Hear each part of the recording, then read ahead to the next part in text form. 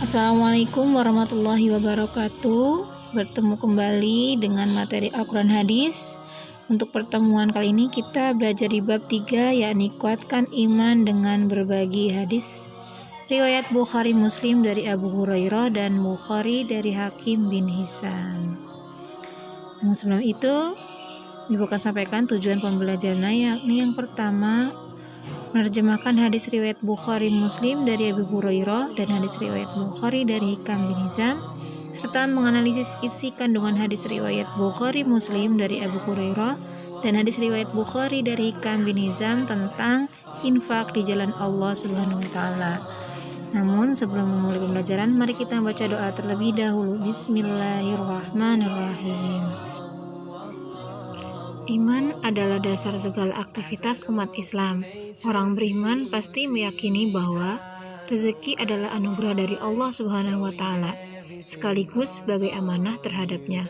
Oleh karenanya, rezeki yang diterimanya akan dipergunakan sebaik-baiknya sesuai dengan perintahnya. Infak dan sedekah adalah salah satu bentuk amalan yang lahir dari keimanan. Dengan keimanannya pula, orang beriman akan mendermakan rezekinya dengan ikhlas karena Allah, tanpa berharap pujian, popularitas, atau balasan apapun.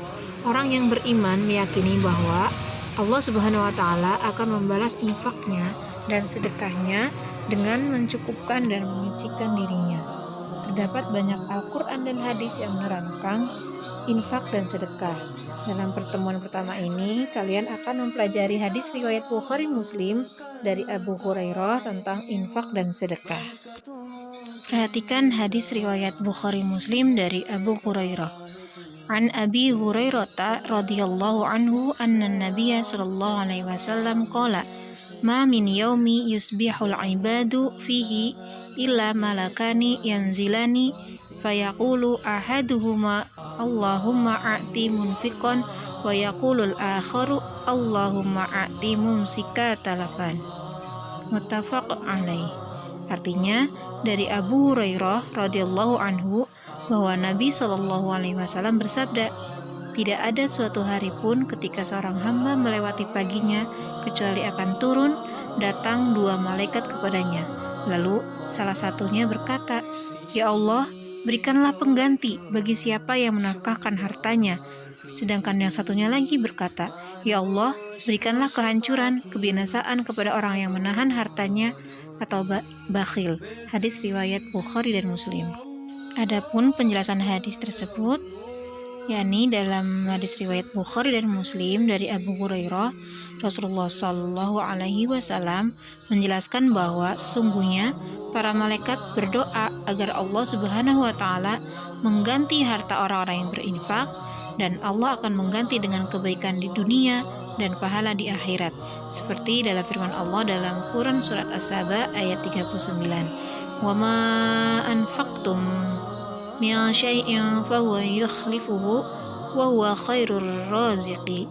Dan barang apa saja yang kamu nafkahkan, maka Allah akan menggantinya, dan dialah pemberi rezeki sebaik-baiknya.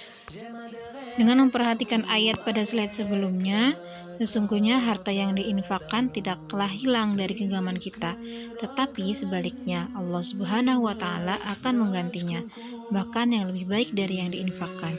Dan demikian pula Rasulullah menjelaskan bahwa para malaikat mendoakan agar Allah Subhanahu wa taala melaknat dan menghancurkan atau membinasakan orang-orang yang bakhil atau kikir terhadap hartanya. Sebagai orang yang beriman, yakinlah bahwa doa para malaikat pasti dikabulkan oleh Allah Subhanahu wa taala. Sudah banyak contoh kejadian dalam kisah-kisah terdahulu bagaimana Allah menghancurkan orang-orang yang bakhil terhadap hartanya. Dan begitu pun sebaliknya, bagaimana Allah membalas kedermawanan orang-orang yang berinfak di jalan Allah. Dalam firman Allah Subhanahu wa taala surat Al-Anbiya ayat 28, A'udzubillahi minasyaitonirrajim. Ya'lamu ma baina aydihim wa ma khalfahum wa la yashfa'una illa liman irtadha wa hum min khasyatihi musyfiqun. Yang artinya Allah mengetahui segala sesuatu yang di hadapan mereka, malaikat dan yang di belakang mereka, dan mereka tiada memberi syafaat melainkan kepada orang-orang yang diridhoi Allah, dan mereka itu selalu berhati-hati karena takut kepadanya. Baik, selanjutnya hadis tentang keutamaan berinfak di jalan Allah Subhanahu wa taala. Kita akan membahas hadis riwayat Bukhari dari Hakim bin Hizam. An Hakim bin Hizam radhiyallahu anhu an Nabi sallallahu alaihi wasallam qala al-yadul ulya khairum minal yadis sufla wabda biman ta'ulu wa khairus sadaqah an zuhri ghina wa man yastaghfif yu'aifuhullahu wa man yastaghni yughnihillah. Rawahul Bukhari. Yang artinya dari Hakim bin Hizam radhiyallahu anhu dari Nabi Shallallahu alaihi wasallam berkata, tangan yang di atas lebih baik daripada tangan yang di bawah. Maka mulailah untuk orang-orang yang menjadi tanggunganmu, dan sedekah yang paling baik adalah dari orang yang sudah cukup untuk kebutuhannya dirinya. Maka barang siapa yang berusaha memelihara dirinya, Allah akan memeliharanya. Dan barang siapa yang berusaha mencukupkan dirinya, maka Allah akan mencukupinya. Hadis riwayat Bukhari. Baiklah, ibu akan menjelaskan isi kandungan hadisnya.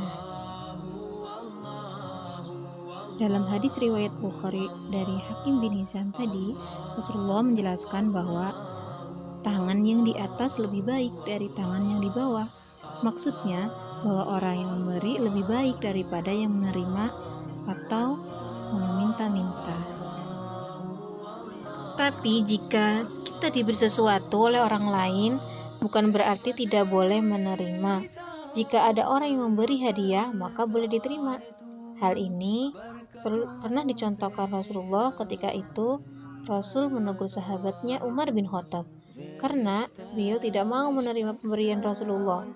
Lalu Rasulullah bersabda, ambillah pemberian ini, harta yang datang kepadamu, sementara engkau tidak mengharapkan kedatangannya dan juga tidak memintanya, maka ambillah, dan apa-apa yang tidak diberikan kepadamu, maka jangan memperturutkan hawa nafsumu untuk memperolehnya. Hadis riwayat Bukhari Muslim. Kepada siapa kita menafkahi? Nafkahi keluarga yang menjadi tanggungan adalah harus menjadi prioritas utama dibandingkan memberi nafkah kepada orang lain. Rasulullah dalam hadisnya bersabda, mulailah dari dirimu, bersedekahlah untuknya. Jika ada sisa, maka untuk keluargamu. Hadis riwayat Muslim. Maka dari itu Allah akan memelihara orang yang memelihara dirinya, dan Allah akan mencukupkan orang yang mencukupkan kebutuhan dirinya. Ini bukti bahwa orang yang ikhlas menerima ketentuan bahwa rezeki itu dari Allah, maka Allah akan senantiasa menjaga dan memelihara kesuciannya. Perilaku seperti demikian hanya akan lahir dari orang-orang yang memiliki keimanan yang kuat. Maka berinfaklah, karena infak merupakan bukti dari keutamaan iman seseorang. Adapun kesimpulan dari hadis tersebut, yang pertama, orang yang memberi lebih baik daripada yang menerima. Yang kedua, infak yang paling baik adalah infak kepada keluarga terdekat. Infak kepada orang lain hendaknya setelah tercukupi kebutuhan keluarga. Yang ketiga, orang yang senantiasa menjaga kesucian dirinya, maka Allah akan menjaga kesuciannya. Dan yang keempat, orang yang senantiasa merasa cukup dengan rezeki yang diterimanya, ia adalah orang yang memiliki sifat qanaah. Maka Allah akan mencukupkan rezekinya. Demikian yang dapat Ibu sampaikan pada pertemuan kali ini. Selamat belajar dan tetap semangat. Baiklah, Ibu cukupkan pertemuan pada hari ini. Mari kita mengucap hamdalah bersama-sama. Alhamdulillahirabbil alamin. Terima kasih teman-teman hebat dan luar biasa. Wassalamualaikum warahmatullahi wabarakatuh.